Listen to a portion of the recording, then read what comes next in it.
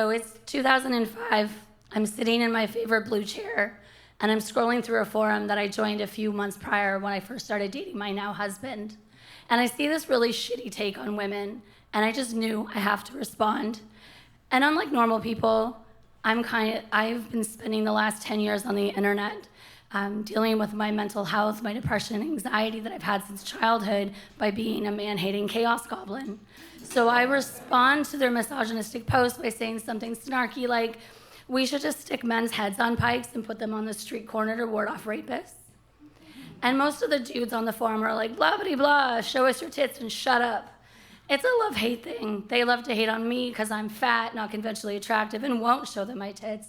And I love to hate on them because I just like using the internet to abuse people because I don't want to deal with my own trauma. And then one day, somebody got particularly clever, and they referred to me as the Penguin from the 1992 classic Batman Returns. And I just knew I had to make that person my best friend, which for me is easier said than done because I've never been good at making real-life friends. In high school, I only had a handful of friends, and I was known for being feral and scary. And if bullies tried to pick on me, I would just hiss at them and they'd run away. And so since I was 12, I've been using the internet as a way to make friends and be social because it was fun because I could just walk away when it was too much and say, BRB, because, life is heavy. Talking to people is hard, and being alive just sucks. So I decided I'm gonna befriend Ray. And so I joined the forum's IRC channel, think AOL chat room, but cooler. And I just start private messaging and talking to him and asking him questions about his life, about his really cute dog, Ivan, who's a pug. And lucky for me, drunk people like to talk. So he would tell me about his life in California, how he was part of a Mexican gang. And I would ask him questions about, have you ever been shot? He had. Have you ever shot someone? And he did. And for a white girl from Canada, this is pretty strange and interesting, but it was really just surface conversation. And so I'm on the channel and I'm talking to him, and he seems a little quieter than usual, a little more somber and not at all gregarious. So I'm just, quietly picking at him and being like, are you okay? What's going on? And he just tells me that, he's worried about his kids, and he's worried that he lives around such a violent place. And in quieter moments, it just really makes him think. And I didn't realize it until now, but that's really when we became best friends. And so he added me on Facebook, and one of our first things was he video chatted me on Facebook, and he's drunk. And he's got this big grin on his face, and he's holding his dog up and being like, look at him. And then he's talking about how he's gonna go play in traffic with his friends. And I'm like, good job, buddy. That kind of thing. And then one day he calls me, and he's drunk, of course. And he tells me, I know I said to you that you're ugly, but you're beautiful. And I told him, yeah, and you're full of shit. And he said, no, Brandilee. He's like, you have a kind heart and a good soul, and you're beautiful. And he said to me, and for most people, this would be kind of creepy, anybody telling you that you're beautiful. But it was Ray, and I knew that he was not being creepy. It wasn't sexual or untoward. It was just Ray being Ray. And normally for me, believing people when they tell me I'm beautiful is a rarity, unless it's like my husband. So every call after that, he would always answer it with telling me that I was beautiful. And it got to be one of my favorite things, hearing his big, happy voice telling me I'm beautiful. And then those short conversations turn into like epic 4-hour-long conversations where we would talk about our lives, and I could be vulnerable with Ray in a way that I wasn't able to with other people other than my psychiatrist and my husband. We would talk about our childhoods. I would tell him about how my mom gave me a really traumatic childhood, and my dad kidnapped me when I was 11 to save my life. And he would tell me about how his mom was in jail because she helped murder someone and his dad had disappeared. And I would tell him about how fitting into normal society was really hard. And he would tell me about being adopted and being the only white kid in his family and understanding from a young age the privilege that held. And then I would tell him about how my husband has changed my life for the better and how much I loved him. And he would tell me about his kids and his daughter and how his daughter just had a baby and how much he just loves his grandbaby. I started therapy, and I would tell him about it. I would tell him how I was untangling all the trauma my mom had put me through, and that I was learning how to handle my mental illness, and I was taking medication to deal with my depression. And he would tell me about how he got a job as a traveling sales rep, and he moved to Colorado to get away from gang life, but how it was lonely because now he was by himself. And he told me that the gang had created a monster because he used to be a little boy who got straight A's and loved to read.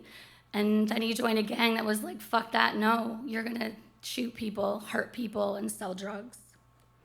And the years pass, and the decades pass, and then a few more years, and he tells me that he wants to collaborate with me to create a zine with him. He wants to be known. He wants people to know who he was, and I want that for him too. And because therapy has helped me so much, I say to him, I say, Ray, I'm like, you have to go. You need to get help. And he would say to me, Brandilee, no. He's like, therapy only helps people that when they go to a therapist, they don't just tell the therapist the things they need to say to get out of the facility. He would tell me that, in his gang, he had learned that the best kind of therapy was drugs, pain, and anger.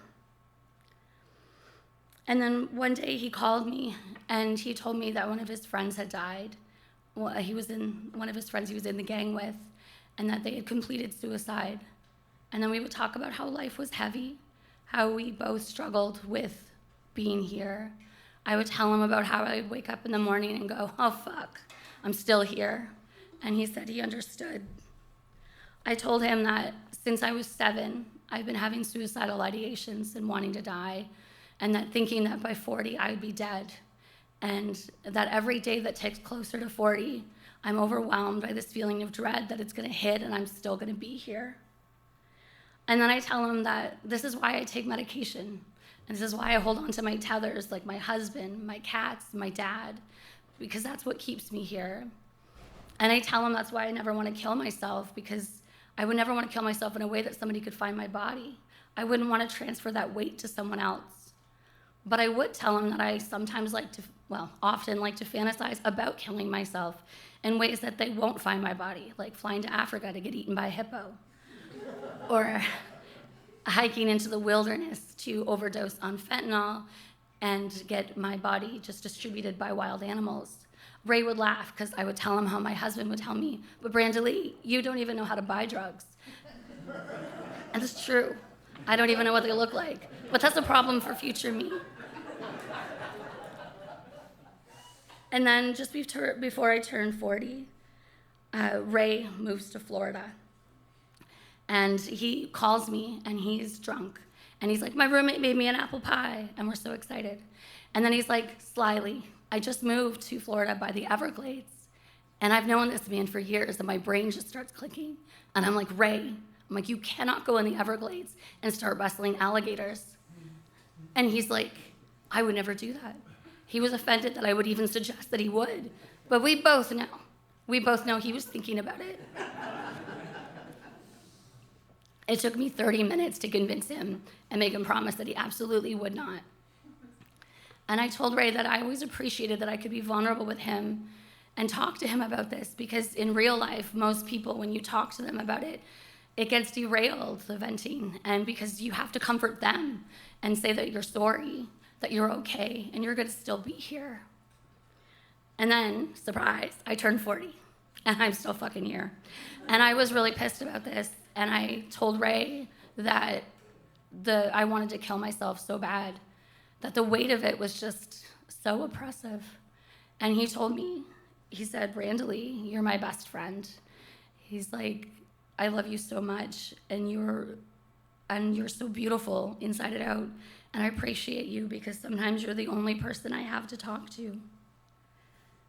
And then one day, I was sitting there watching TV, and I got like this hinky feeling, like something was wrong, and I knew I had to call Ray immediately.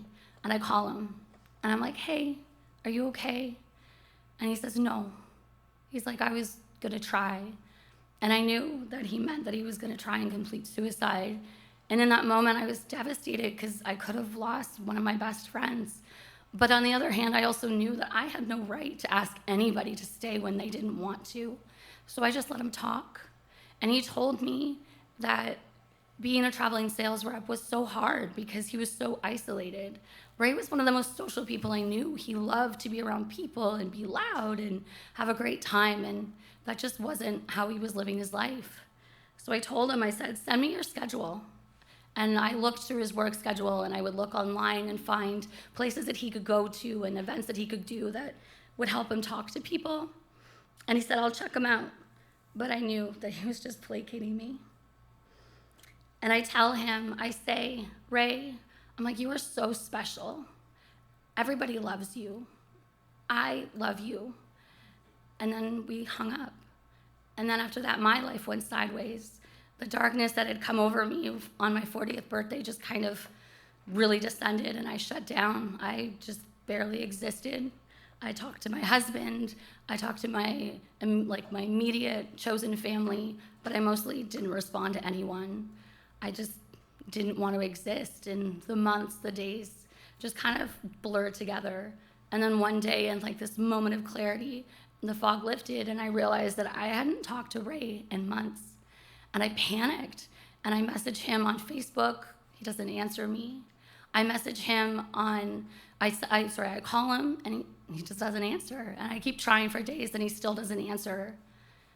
And I have like this intense amount of panic because I'm like, how do I get in contact with him? You know, we are so close, but those are just the things we never thought to talk about. And then I remembered I had his schedule, so I had his boss's information. And I remember composing a text to his boss, and I'm like, hey, I'm Ray's internet friend. Is he okay? Can you let me know? And I felt so stupid after I sent that text, like this guy's gonna think I'm crazy, and Ray is gonna be so embarrassed, but we're gonna laugh about it when he calls me. And then I wait, and my husband and I go out for dinner on a Friday night. We usually go somewhere that has half-price apps, and we're talking, and we're having a good time, because it's been 20 years and I still love my husband more than anyone, and just being around him makes me giddy.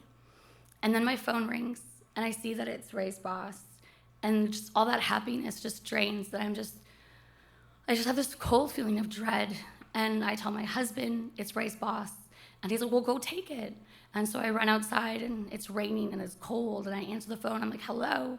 And he's like, hi. He's like, I hate to be the one to tell you this, but Ray is gone. And I just have to know. I'm like, did he complete suicide? And he said, yeah, in his hotel room. And then he asks me, he's like, are you safe? Are you okay? And I say, yeah, I have my husband. I'm okay. I'm like, thank you for telling me and taking the time to reach out. I mean, how do you politely thank someone for just telling you one of your best friends is dead?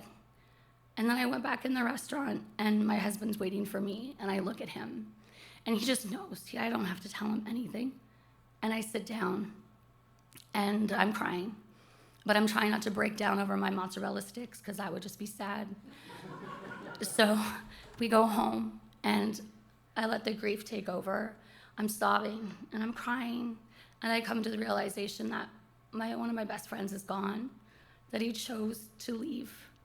And I remind myself, Brandilee, I tell myself, I'm like, you always told him how much you loved him.